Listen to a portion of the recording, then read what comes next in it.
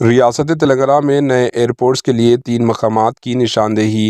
حکومت تلنگانہ کی درخواست پر ایئرپورٹس اتھارٹی آف انڈیا نے ریاست میں ایئرپورٹس بنانے کے لیے 3 مقامات کی نشاندہی کی، جو ایک پری فیزیبلٹی اسٹڈی کے بعد کی گئی۔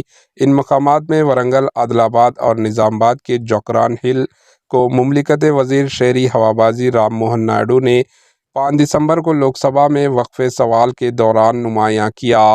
بی جے پی کے ارکان پارلیمنٹ اروند دھرما پوری اور ایم رگھونندن راؤ کی جانب سے اٹھائے گئے سوالات کا جواب دیتے ہوئے وزیر موصوف نے کہا، ورنگل اور عادل آباد براؤن فیلڈ ایئرپورٹس میں، جبکہ جوکران پلی نظام آباد ایک گرین فیلڈ سائٹ ہے۔ انہوں نے یہ بھی بتایا کہ ایئرپورٹس اتھارٹی آف انڈیا نے حکومت تلنگانہ کو ایک تازہ او ایل ایس سروے کروانے اور وزارت شہری ہوابازی سے ضروری منظوریاں حاصل کرنے کا مشورہ دیا۔